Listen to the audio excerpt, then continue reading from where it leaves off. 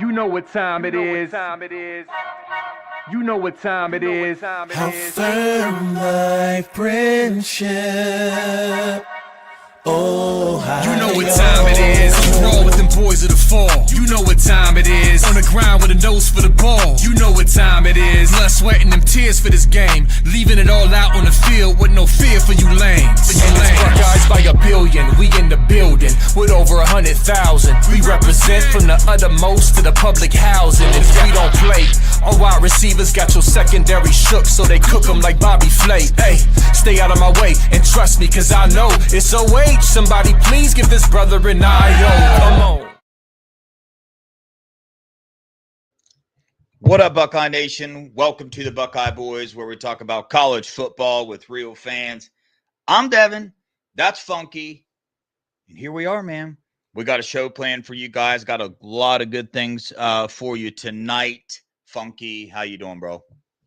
I'm doing good, Devin. I woke up feeling like a national champion today and could not wish for a better day. So it was beautiful outside today. It was a great day. It was pretty productive. So, and I'm glad we can be here today with y'all because Kirk he's been in a meeting with the governor or the lieutenant governor of Ohio.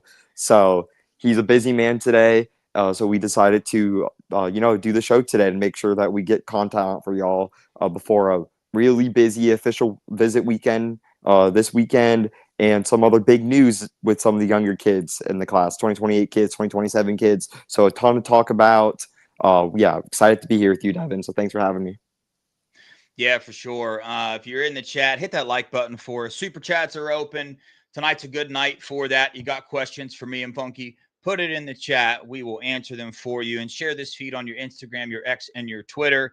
And I apologize for those of you that wanted to come on here, open up this video and see Kirk's beautiful face. I know I can't compete with that. You know what I mean? But I'm going to try with personality to get up to his level of where he's at. So I apologize for that. And luckily, Funky's kind of like Nevada. He just doesn't show his face. So we don't have to worry about comparing, each other there. So we're good there.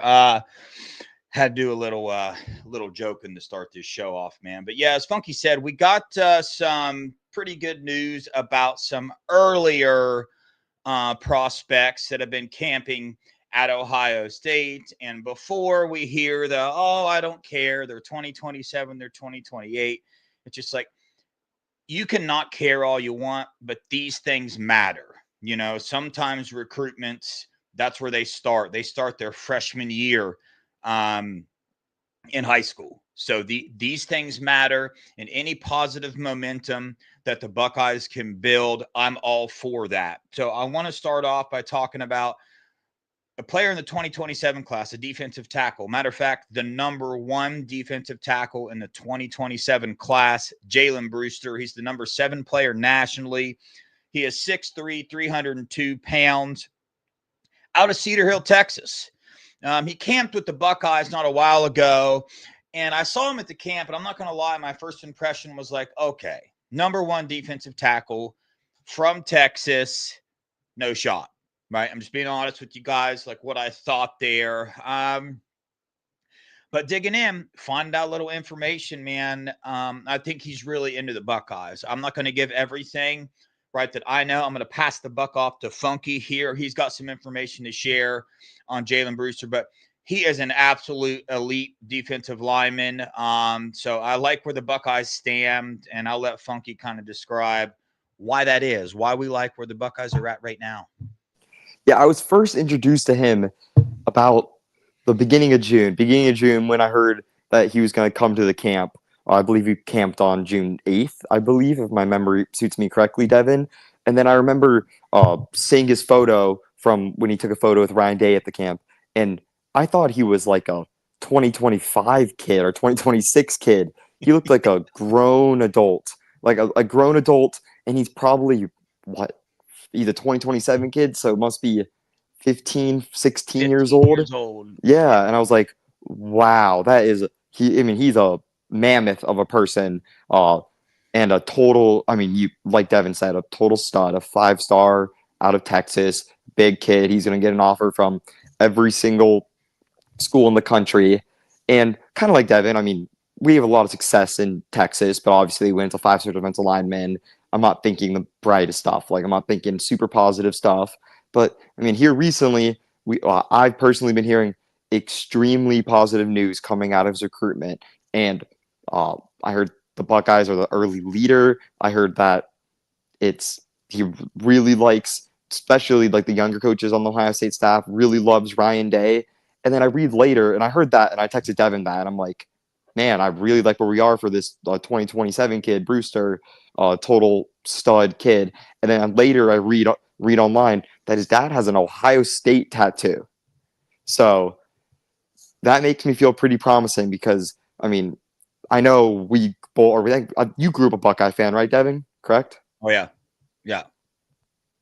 Sweet, yeah. So I mean, I grew up Buckeye fan. I knew if I was a 6'10", whatever beast of a human, and I could play 5-star defensive end for Ohio State, I knew there'd only one option that Pops would let me go to, and that's the Buckeyes. So if his family's anything like mine, I really like for the Buckeyes to say, just based off that, but also based off the steam I was hearing beforehand, and that would be a massive get. Obviously, a long, long way to go in his recruitment, but I really like it. Especially, I really like where we sit with a bunch of these 2027 kids because we're gonna have a lot more, sanity with where the NCAA settlement with the houses, with how where NIL is, and we're gonna have more. Yeah, Ohio State's gonna have a better picture of what they can do and what they can't do, and there's gonna be more restrictions and more guidelines because some teams right now are kind of overstepping and they're going to kind of need to slow their roll, or they might face some pretty significant punishments or some pushback from the NCAA via the House settlement with all these NIL agreements and stuff, which we might get into a little later in the show. Yeah, for sure. We're definitely going to get into that. I want to dive into it now, but we got one more player to talk about, and then we will dive into it. But as far as Jaylen Brewster, just to add something there, his dad, I believe, is from the Cincinnati area, and I think he has more family in that area as well. And, I see people in the chat saying, no chance we land linemen from Texas. They're just going to straight out buy them. July 1st is when that house settlement rule goes into effect. So I think we're going to find out then. And I'm not going to dive into that. I want to, but I'm going to hold off. Let me just do this. We're just going to talk about the next player, another even younger one from 2028. There's some rumors floating around that this individual could possibly what's the word I'm looking for? Switch to 2027. I don't know why I can't remember that word, but you guys know the word I'm talking about. Reclassing. Yeah, reclassify to the class of 2027. It is wide receiver from Florida, IMG, 5'9", 175 pounds, Eric McFarland.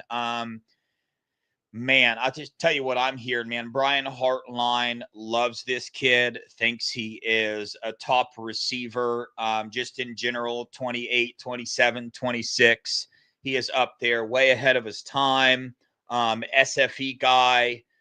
We've heard about him for a while. I know that Kirk and Nevada did a show on him a while ago, I think when he was like in the 8th grade. So he's camping today at Ohio State. He's been to Ohio State numerous times. The quarterback from SFE, Naeem Lawrence, was also there as well. Those guys are good buddies. And he's just getting more and more impressive as, time goes on. I haven't sat down and watched a lot of his film. I just know that the people I talk to, and one person in particular that I talked to about this individual knows him personally and whatnot, and just raves about him on the football field, talking about if you take away the class, he's one of the best receivers in the nation, and he loves Ohio State. So Brian Hartline at it again, man. I mean, he's got more 5-star receivers on campus today, but I think this is the one they have their eyes on the most, even though he's a 2028 kid. What I'm hearing is Brian Hartline is in love with this player and vice versa. So, Funky, you got anything to add to that? I mean, absolutely. For those on BuckeyeScoop.com, they are able to get this information first that there's some serious heated up talks by Eric's camp about him reclassifying to the class of 2027. And usually when we hear reclassing, I immediately just have a negative view on it. I think it's usually a very poor decision. I think it's just not a smart decision. Kids shouldn't really do it. But with this kid, I'm being told that Brian Hartline's pushing for this. He is pushing for him to reclass from the class of 2027 to the class of 2028 to the class of 2027, which means Brian Hartline thinks he's ready to start pretty much year 1, year 2 as a Buckeye, which would make him a 17 or 18-year-old starter for the Buckeyes, which is just unheard of nowadays.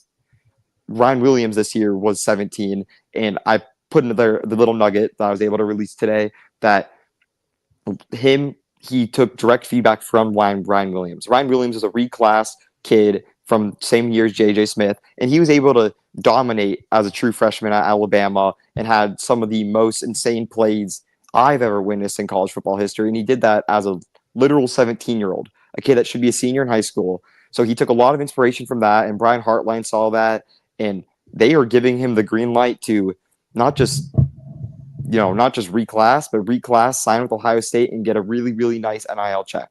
So, and one thing I'll also add, Florida, pretty much like a second home for the Buckeyes right now, especially in that 7-on-7 game. Especially if you look at wide receivers and quarterbacks, pretty much like a second home, because every star player from Florida plays on 7-on-7 teams, and they're all connected with SFE, and they all see these star SFE players going to Ohio State, the kids they either competed against, played with, or played on the same team, competed against, looked up watching, grew up watching. They see him have so much success at Ohio State at such an insane rate, and that matters. That really, really, really does matter. And these coaches are telling them to go to Ohio State for a reason. That's because we got the best in the business here, and we're going to keep on winning. I mean, look at JJ. JJ hasn't not won a championship since he an eighth grade year, I believe they said. I mean, he won all 4 years in high school and then won it his first year as a Buckeye. So if you want to win, they know where to go, and that's Ohio State, and that's going to be the best place to go for the future. I mean, look at our team right now. Our starting quarterback and our starting 4 wide receivers are SFE products, right? Yeah, Carnell Tate, Brandon Innes. Wait, Julian Sand, was he? Julian Sand's SFE. Yeah. Is he really? 100%. Yeah. I'm just now learning that. Yeah. That's wild.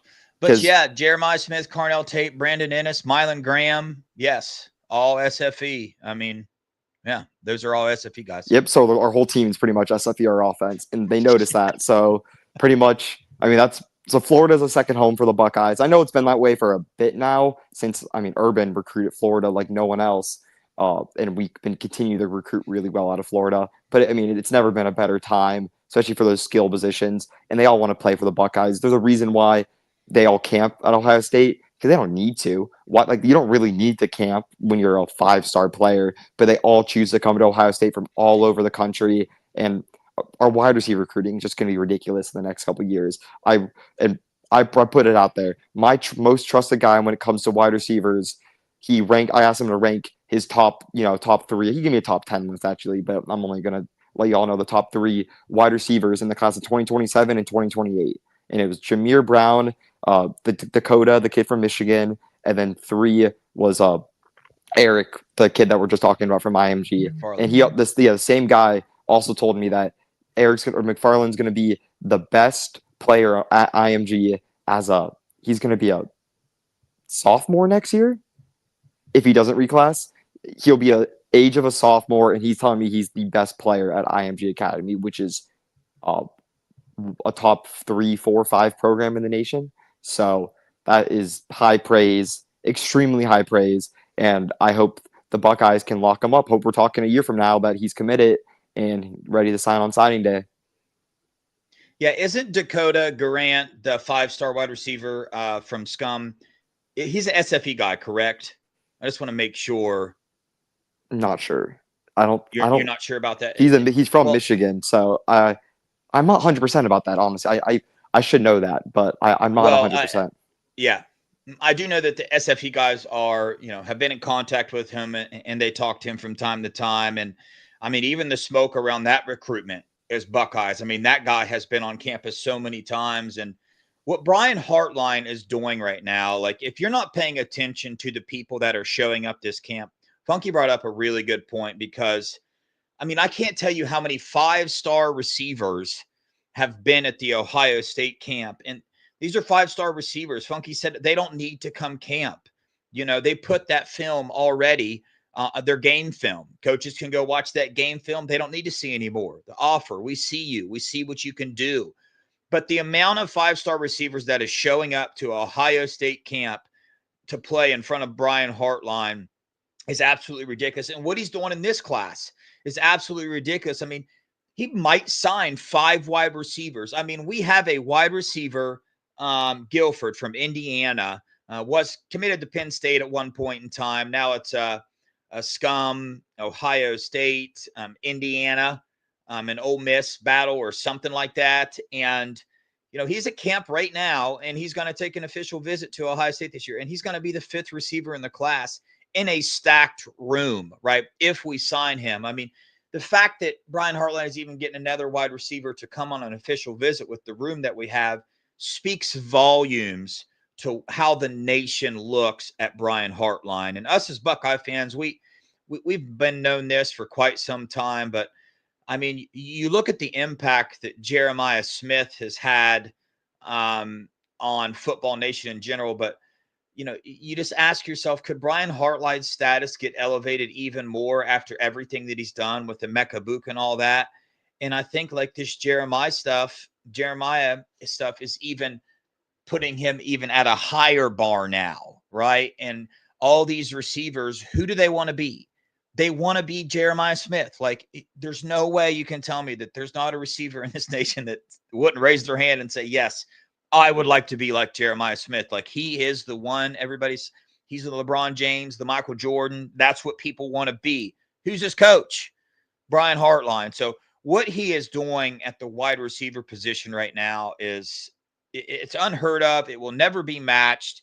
It's pretty ridiculous. And he's going to be able to pick and choose. He's picking and choosing right now which wide receivers that he wants. And we're seeing that now in the 27, the 28 class. I mean, Jameer Brown, absolutely ridiculous. And then there's several other more 27 recruits at wide receiver that we're in on as well. So I'm going to do something funky. I'm going to go ahead and knock out these 2 super chats that we have. And then I want to talk about the House settlement, the stuff that's coming in on July 1st, and some rumblings that I'm hearing there. And I want to kind of dive into the Ohio State side of that a little bit. D Sonny, thanks for the $4.99.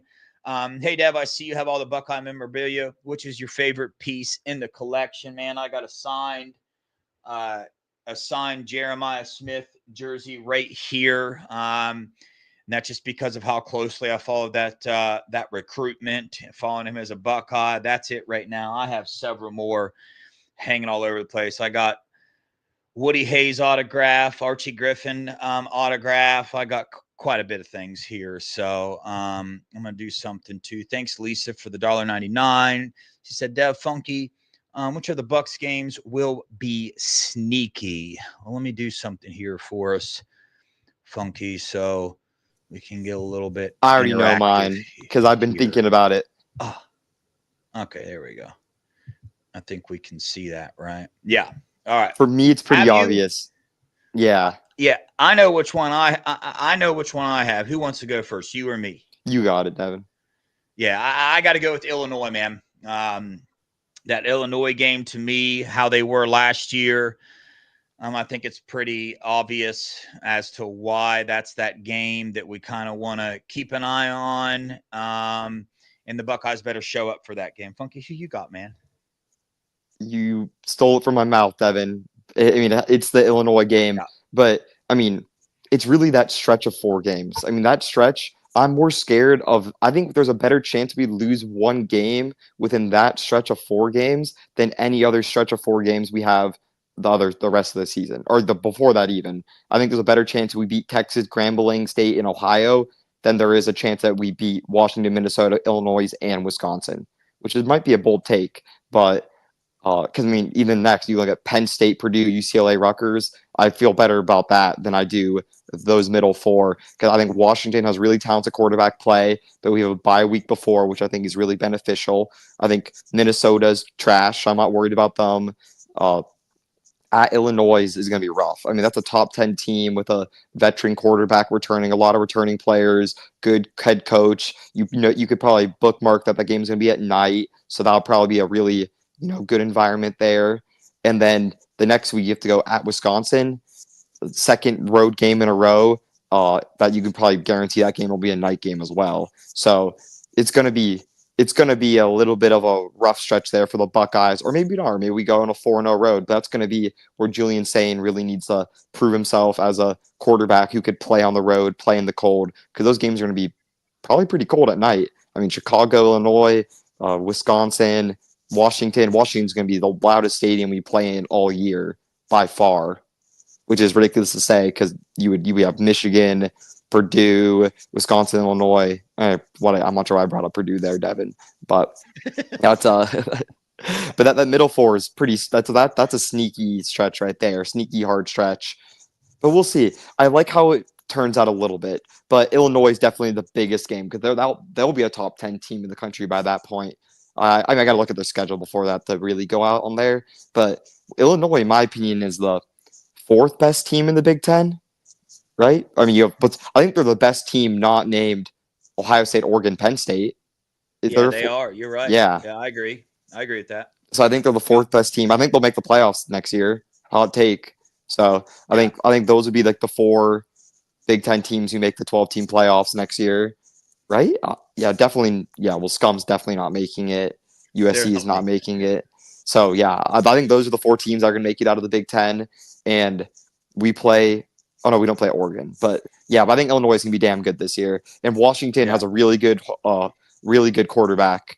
I'm really high on Washington's quarterback. Wisconsin's trash, like really, really, really, really trash. So that's why I'm not extremely worried about that game, even though it is the second road game in a row and at Wisconsin, which is going to be an insane environment. Yeah, you look at that after the Ohio game, we have the bye, right? And what is Buckeye Nation?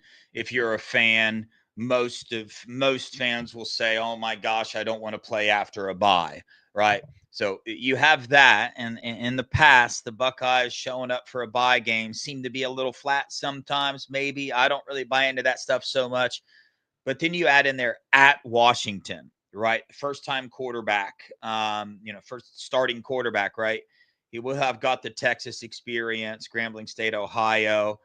But yeah, I mean, man, I don't know. If I had to pick number two, that at Washington is another one too, Funky. After hearing you talk about it and staring at this schedule like this, yeah, that Washington, and then to go away at Illinois as well, that's going to be kind of a rough part of the schedule as well. But shoot, man, we the Buckeyes, baby. We the national champs. Exactly. I mean, with our offensive line and our projected run game for next year, I really like how we're going to be on the road, and I don't worry too much about it because those teams aren't nearly as talented as us. And the one thing I will say this year is we don't have the at Oregon. At Oregon last year seemed like an almost walking L, even though we should have won that game. But that was kind of a really chalky L that you can put on the schedule. I mean, my prediction last year was for us to go 11-1 and only lose to Oregon. Obviously, that was wrong, but we still. Well, it should have been right. It should have been right, and we ended up winning the Natty, so we don't need to talk about it. Yeah, but yeah. Well, that's good stuff, man. Before I dive into this little house settlement thing, I also want to talk about two other players, man. They've already been on their official visits to Ohio State. One of them's a defensive tackle. One of them is a linebacker. One of them is committing this Thursday. Sincere Johnson, the number 4 linebacker in the nation, number 60 player nationally. The Buckeyes have been recruiting him as hard as they've recruited any player in this class. Ohio kid, not Ohio kid. Doesn't matter. He will be making his announcement on Thursday, and we are still pretty confident that he's going to end up a Buckeye. Wait, I'm not pretty confident, Devin. Oh, you're not? I'm 100%. It's 100% confident. There's 0% chance it doesn't happen. And I loved the Wilt Fong Bong for Prez today because we had that weeks ago. I mean, I posted that on the board a while ago, and we even said that he was. I mean, we told you his graphic is already made and it's getting posted, and people are freaking out. Why hasn't the booms happened yet? Why hasn't the commitments happened yet?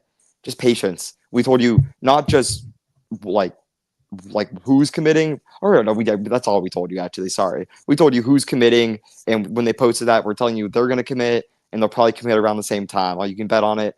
Sincere probably first, and then Prez next, and then Aaron Thomas after that, and then the 2028 kid was the fourth kid, and those are the 4 booms that we are waiting on. But yeah, I'm a 100% confidence in it, and I love how Wilt Fong just got the graphic. He saw the graphic finally, so he can put it in his Fong Bong. And we got to talk about that. How does Hayes Fawcett claim that he doesn't share information when he works for On3 and he 100% shares graphics and information with Wilt Fong? I get 100% you could guarantee it. I can guarantee that he shares his graphics with Wilt Fong and shows it. I have zero doubt in my mind about that. Yeah. So the fact that he claims that I hope someone steps in and actually becomes his graphics are good. Don't get me wrong, he's a talented kid, but there's other kids that can make those same graphics, if not better, and they're not signed to a Con3 who he is giving it out. I don't care what he tells these kids, he is giving out this information. I can guarantee it because I've seen some of the graphics before they were posted. I've seen them. So either I've seen them or I have a 100% hit rate, Devin. So either I'm a genius or I actually just see the freaking graphic before it gets posted, it gets leaked. So he leaks them, and I don't get how kids keep trusting him with this information. But yeah, go ahead, Devin.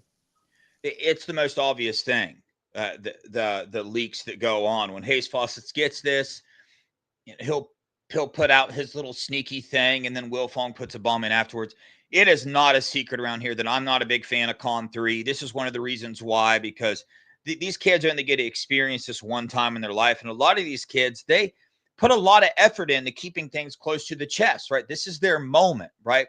This is a life-defining moment for several of them. They're excited about this. They've worked hard for this, not only them, but their family as well.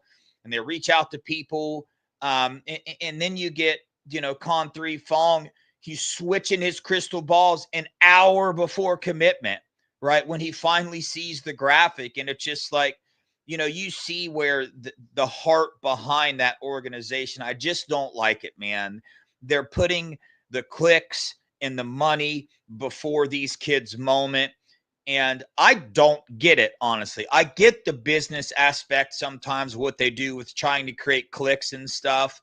But what I don't understand is when they do that at the detriment of these kids' moment, right? These are, again, man, I'm not a big fan of that. I'm not a big fan of some of the articles that get written about these kids when opinions are interjected, money's thrown out, and all that stuff. That's why here on the Buckeye Boys, we're so adamant about getting these recruits on here, these parents on here, so you can hear from them yourself. But what they do over there at Con3, I'm not sure. My confidence has been completely gone from them. But yeah, Sincere Johnson's going to be a Buckeye. Jameer Perez, I literally spoke to him the day he committed to Florida, and immediately reached out to, I think, Funky and Kirk, and I don't know who else, and was like, nah, dude, this ain't gonna stick at all. But yeah, he camped, coming back 6'4", 350 pounds now. We watched his movements at camp, very quick mover on his feet. And it kind of shakes up the defensive tackle. It doesn't really shake it up a little bit, but when you add him into the class, it starts to get filled up a little bit there. So those are 2 players that are big-time gets for Ohio, and they are not done yet at all. Funky, you got anything to add to that before I dive into the players? I'm just excited. That are going to be showing up? I'm excited that we got it done, because obviously, yeah, I remember the day Jameer Perez committed and Devin was like, I'm really upset right now, Funky. I'm really upset. He gave me a call, sent me the graphic. He was like, this is pissing me off because I know how much Devin loved this kid. And I was like, Devin, I don't think it's over, Devin. I had to calm Yeah. him down a little bit. I was like, I still think we end up with him. No, I'm just kidding, Devin. Yo, we both No, felt pretty that's confident. Yeah, it's some no, I'm gonna truth. be Yeah, honest, dude. That's what you just said. That is true. I remembered I did that. I flipped out at first before I talked to him. I did. I did. I sent you the graphic instantly. It was like, oh, dude, I'm so mad. I still get emotional about this, but talk to him later. Of course, talk to you and several other guys and kind of calm down, man. And I'm liking what yeah. I'm hearing now. So Just yeah, a kid. good Florida stuff. was talking numbers, and they threw out, I mean, a ton of money for, ton of money for kids that, think about it. Most of these kids probably haven't really worked a. I don't. I'm not. I mean, I don't really know. I don't know him like that. But a lot of kids his age really probably haven't worked full-time jobs yet that have salaries and stuff. And he could have got, or definitely got offered, a six-figure deal for year one, and that's like, what the heck? So that's really easy to say yes to that at the time, and before you really go take your other visits, because his biggest visit up to that point was like Toledo or Akron or one of the in-state schools. So of course Florida and this NIL and this, Florida does official visits right. So I'll tell you that right now. So he was probably a little starstruck, or just stuff happens. I remember I took a lot of official visits. That's one thing I can speak for. Mine weren't like football, Devin. But they did. They took me to a Red Sox game, to Boston University. They took me to a Red Sox game. It was fun. Dang. They gave me a great time. And I came back home from the visit thinking, wow, I absolutely have to go there. And I was like absolutely in love with the school. But then when I took my other visits and I was able to really compare, I was like, I really like them, but I like the school I chose a little more for reason XXX. And then so I decided to go to the school I chose. But that was my first official visit I took to, and I thought I was royalty there. I also took one to Missouri, Devin, and I saw the athletic dining hall for the first time, and I was like, what the heck? This is insane. They had like garlic, potatoes, steak. It was absolutely ridiculous. And I want to commit on the visit because that's just how you feel. Like, kids when I was 17 or 18 at the time. And it's just, it's a different world out there. So I can't even imagine what it is like for these football players if this is how it was for, a track athlete. So, Yeah. so I can get how he feels, but I'm glad that he's going to be in the class and with Sincere Johnson. And Sincere Johnson is, no matter what the star ranking says, he is the number one priority for the Buckeyes at linebacker. He was. It's not Xavier Griffin. It's not Tyler Atkinson. It's Sincere Johnson. It always has been. And I'm not just saying that now because we're possibly fading for the other two, even though I don't agree with that. But I'm saying that because I've been saying that since the beginning. I'm saying that for about a month now, that Sincere Johnson is the number one priority, and he's a Glenville kid, and we got to keep these kids at home.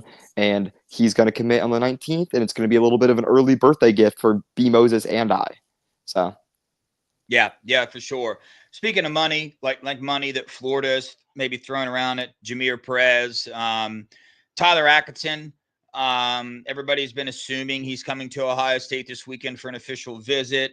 Somebody put out a video stating that they don't think he's going to come now. I don't have any information on that. I haven't confirmed that. I would be super surprised if he does not show up for an official visit, but there is that rumor out there, that spaghetti thrown on the wall, that he's going to take an official visit to Texas instead of here, whatever, right? And I say whatever to bring this point up again, and something I want to keep stressing to Buckeyes fans, and this ties into this house settlement thing, right? Ryan Day always states culture, brotherhood. I want to raise men the right way. Football's down the list a little bit when it comes to Ryan Day. Why? Because you can't be a champion unless you're a champion in the classroom, unless you're a champion off the field. You can't be a champion in one area of your life and not somewhere else. It's going to be fraudulent. The NCAA is going to come in and take it away. You know what I'm saying? So during this recruiting process, right, several of these teams have known that the NCAA or the clearinghouse, all this house settlement stuff, this decision was coming down. They've known this. Ohio State has known this, right? They knew that eventually these rules were going to be presented and set in place. And that's how they've always operated, right? They don't want to hit that gray area. They don't want to get into that unknown. They want to be prepared for whatever's coming. And some schools decided a long time ago, not just recently because this came out. Some schools decided 6 months ago, I don't care. what ruling is brought down, I'm going to continue to offer these kids a lot of money. And there are schools out there still doing that right now. They don't care about this July 1st thing that's coming into an effect, that deals have to be cleared through a clearinghouse and all that. There are teams out there that are just straight up saying, we're just going to sue, right? That's what we're going to do. And they're desperate teams. They're teams that have coaches that are on their last leg. They're teams that have had success in the past, but have fallen off the rails for whatever reasons. And they're just desperate. And the only way they can get kids to come there, the only way when they get kids on official was that they can't show them trophies. They can't show them past success. They can't show them a bunch of NFL drafts. What's the only thing they have? Money. And that ruling just trying to take away the only advantage that they have right now in recruiting. Well, some of these schools know that that's their last shot. Some of these coaches know this is our last chance. I don't give a dang. It's either fight and sue or I lose my job. That's what's going to happen. And that's what's going down right now. That's just what I've been hearing. It makes perfect sense. Funky, do you have anything to add to that? Because I personally, I love how Ohio State approaches this because, I'm a big time spiritual guy here. I don't value things in this world. I value things that like the Bible and God have me value. And I see what that gets me in life. And dude, that's why I get so connected to Ohio State recruiting. And sorry to get too mushy here, but that's kind of how they recruit, man. They want these kids that want to come here. Okay. They're not going to go after these kids where their priority is strictly money or strictly, building their brand or stuff like that. Like they're not going to go out and chase these kids. You can't have everything. You can't have all 5 stars in your class and keep the culture that Ohio State has. I'm convinced of that. You get one or the other. You could have a really clean culture with the brotherhood. We saw what that got us last year. They went into troubled times, lost at Oregon, lost to the rival, but they were able to fight through that and come back and win a national title. There's only one way that happens, that brotherhood, right? That faith that team had allowed that to happen. You can't go out and just buy these 5-star, players and have them come in and expect to keep that same type of brotherhood and culture. So Ohio State has chosen that over everything. They've chosen a safe environment, a focused environment, a competitive environment, a winning environment over going out and chasing these stars, so they're just not going to do it. It's not going to happen. They never have. I personally love it. And sometimes that aggravates us as fans. And I think more often than not, that's the answer. That is what's going on when we see Ohio State not land some of these kids. We want to attack the position coach immediately. We want to attack this person immediately. When the truth of the matter is they just want a good fit. And Ohio State values that above everything. And I personally love it. Funky, anything to add to that? I have a lot to add to that, or a lot but a little. Yeah. Well, soon here, I'm going to release a nice article first on BuckeyeScoop.com on what I've been hearing to add on to Devin's points, because there's going to be a lawsuit that is coming up that I got word of today, and it's going to be coming from a team, like Devin said, that, desperate team, coach is on his last leg, that you're right, they're one reason why they could recruit well right now is because of money, and there's going to be a massive lawsuit.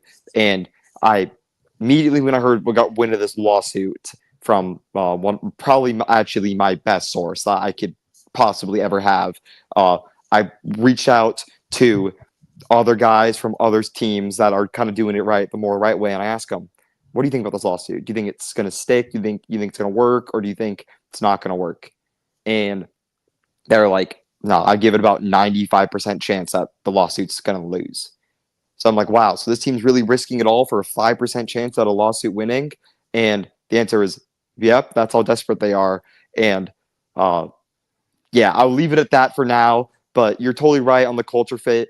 We've never had such high standards to become a Buckeye in our lives, Devin. It's people used to talk about the biggest compliment you can get is an offer from Stanford. because you get to have elite academics plus, you know, being an elite football player. But second right now, it's probably the Buckeyes, because it takes a heck of a lot to get an offer from the Buckeyes, and a committable offer to that, because we will not take a kid if he's not the right fit. That just won't happen. We can see that in the portal. We saw that in recruiting, and we have no issues dumping kids who might be more talented for kids that are better fit, who want to be here and want to be Buckeyes. And I personally love that, because when times get tough, like Devin says, and how about this? How about when times get tough, but there's no playoffs? How about when you lose a playoff game? You lose 2 games in the regular season, and you lose a playoff game, a 3-loss season, and Ryan Day is getting, you know, not nice stuff said about him. The defensive coordinator is not getting nice said about him. The portal's open.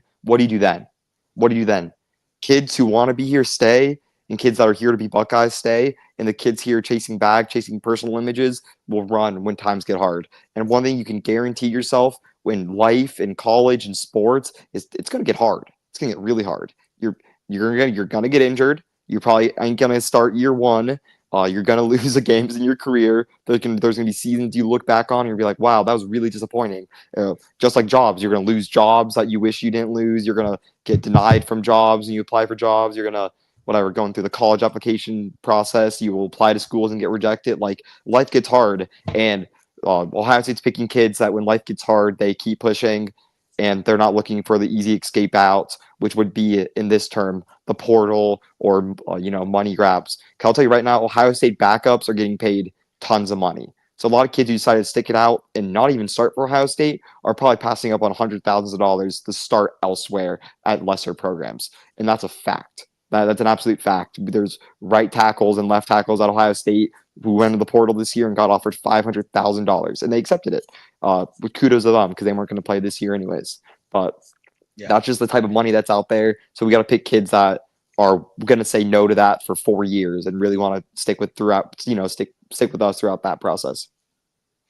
Yeah, and if you follow the Buckeyes closely, you see the fruits or the results of having a culture like this. I mean, we just got done talking about during the bad times, this is what a team with a good culture and brotherhood does. Well, check this out. I mean, one of the biggest lessons I've learned since following the Lord and Jesus Christ is that, the Bible says to praise the Lord in the valleys and also in the mountains. And you look at this football team, you watch what they did in the valley, right? They came through and ended up on the mountain. Well, we're also seeing what they do on the mountaintop. Funky just brought up, a lot of these kids are national champs now, right? They could have gotten paid in the portal, paid. And we know Carnell Tate was offered an astronomical amount of money to leave Ohio State, but he did not, right? That culture, that brotherhood. You also see a player like Caleb Downs going up to Ryan Day and saying, hey, get this natty stuff off our walls. We haven't won crap. If you don't have a good brotherhood and a good family and a good mentality, that doesn't happen. This team keeps that stuff up. They roll into this year. Let me give you an example. There might have been a team last year that was undefeated, right? They were on the mountaintop. They were number one. I mean, absolute number one. And the only thing I can guess is they were feeling pretty comfortable coming into the playoffs. Like they had this thing. Man, we beat Ohio State once. We're going to do it again. Next thing they know, it's 34-0, man. So you see the results, right, of not having that culture that Ohio State has, and times get bad. You also see what happens when times get good, and your foundation is not built on family, on brotherhood, on commitment, right? These players at Ohio State, they value that. They value their word. They value their commitment. Those are the values that are there. And what's going on now in college football with Neil and other thing is there's so many other values that are being thrown at these players. And I'm not judging not a single recruit or parent. This is not why I'm saying this. I'm just saying the fact of the matter is that a lot of these decisions are coming down to, what do you value most in life? Are you going to go somewhere that's safe and with good education and all this stuff? Or you going to go somewhere that just pays you the most money and gives you the most attention or tells you everything that you want to hear, right? That's just the truth. But it's not just the truth in college football. That's life, dude. I mean, there are so many opportunities that come to people's, pass by people every single day. And you have to weigh that opportunity based on the values that you carry in your life. And you see that in Ohio State recruiting, right? You see these kids and you get to see, based off of their decisions and how they carry themselves, what their support group, their family, their parents, and even them, what their values are as a person and how far that's going to get them in life. And just because you don't choose Ohio State doesn't mean you're some horrible person. There are learning, processes in life that you got to go through. And sometimes you just got to figure it out the hard way. But that's why I love Ohio State, man. Everything is, based off of that. So, Funky, think we had a pretty good show tonight. Ohio State's on a roll. We didn't get to the upcoming official visits, but luckily we got plenty of days left in the week to have that show and discuss the official visits that are coming up. Yep, and knowing time, knowing the kids, like we getting a finalized list before we talk about it is probably more helpful anyways, which we'll probably get by. I mean, shoot, some of these kids cancel day of, so we might not, but it might be, the 19th or 20th we can get after it. Yeah, for sure. But good stuff, man. Jaylen Brewster, number 1 D tackle, 2027 class, momentum with the Buckeyes. Number 1 wide receiver, Eric McFarland in the 28 class. A lot of momentum for the Buckeyes on the recruiting trail as well. Sincere Johnson commitment coming up. We appreciate your guys' support. Funky, you got any final words or anything to add? I just appreciate y'all being here. We're trying to reach 40,000 subscribers on YouTube, so please subscribe. If you're on Apple Music, give us a 5-star review, write us a review. We greatly appreciate it all. It helps out the channel, helps me and Devin be able to, keep doing this for y'all every single day. And yeah, it helps us out. We're almost at 37K, and that means we're only 3K away from 40K, and would be one of the few Buckeye channels with that many subscribers. So we're really chasing bigger numbers here, and we cannot do this without y'all's support. So we appreciate it a lot. So yeah, give this video a like, share it on your X, share it on your whatever your messages. And yeah, I appreciate being here. I always love doing these shows with B-Moses, Devin, Kirk, Nevada. So it's a great time, and I appreciate, Buckeye Scoop family being here. Yeah, no doubt. We appreciate you guys. At the same time, when you're subscribing to Scoop, go out, check out the message board as well. Hit that like button. Go check out our Buckeye Boys channel. Me and Mello, we got a channel over there. We interview several recruits. We're part of the Scoop family, but we got our own little channel over there. Go subscribe to that one as well. But on that note, man, we appreciate the heck out of you guys. We love you guys. Go Buckeyes. OH. I-O.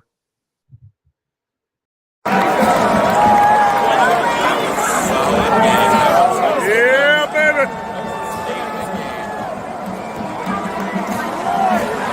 Hey, Tim Kelly